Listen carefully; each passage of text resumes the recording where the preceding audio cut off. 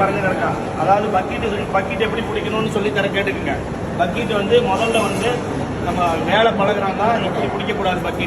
இப்படி பிடிக்கக்கூடாது. பக்கெட்டை பிடிக்கிற விதமே இப்படி தான் இருக்குது. இந்த ஒரு விரல், இந்த உரல் தேவை, இதுக்கு கீழே 3 விரல் இருக்குது, இங்கே இருக்கணும்.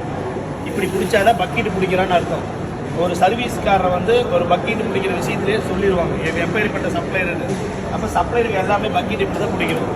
கரண்டியை வந்து இப்படி பிடிக்கக்கூடாது, இப்படி பிடிக்கக்கூடாது. இந்த சிம்பிளை சென்டரையும் பிடிக்கக்கூடாது. முக்கால்வாசி விரலை முன்னாடி கொண்டு போய் இந்த இடத்துல பிடிக்கணும். கரண்டி இந்த இடத்துல பிடிச்சி பக்கெட் இப்படி எடுத்து அப்படி அழகாக சப்ளை பண்ணணும். சப்ளை பண்ணும்போது இலையை பார்த்து நீட்டாக இலையெல்லாம் கழுகிட்டாங்களான்னு பார்த்து நீட்டாக சர்வீஸ் பண்ணணும். முதல்ல வைக்கும்போது ஸ்வீட்டு மட்டும் வலது பக்கமாக வைக்கணும். ஸ்வீட்டு வந்து நிறைய வந்து இடது பக்கம் வைக்கிறாங்க. இடது பக்கம் ஸ்வீட்டு வைக்கக்கூடாது. ஏன்னா முதல்ல வந்து வலது பக்கம் தான் சாப்பிடுவாங்க. முதல்ல வந்தவங்க வலது பக்கம் தான் சாப்பிடுவாங்க. அதுதான் முறை. அந்த வலது பக்கம் சாப்பிடும்போது ஸ்வீட்டு வந்து வலது பக்கம் வைக்கணும். உட்காரவங்களுக்கு வலது பக்கம், நமக்கு அது இடது பக்கமாக இருக்கும். உட்காரவங்களுக்கு வலது பக்கம் ஸ்வீட் வைக்கணும். அப்போ தான் அந்த வலது பக்கமாக சொல்லி முஸ்லீம் பிரகாரமும் சாப்பிடுவாங்க, இந்துக்கள் பிரகாரமும் கிறிஸ்டின் பிரகாரமும் வலது பக்கம் தான் முதல்ல கை வைப்பாங்க. அப்போ முதல்ல நம்ம என்ன வைப்போம்? ஸ்வீட் தானே வைப்போம். அந்த ஸ்வீட்டை வந்து நம்ம வலது பக்கமாக வைக்கணும்.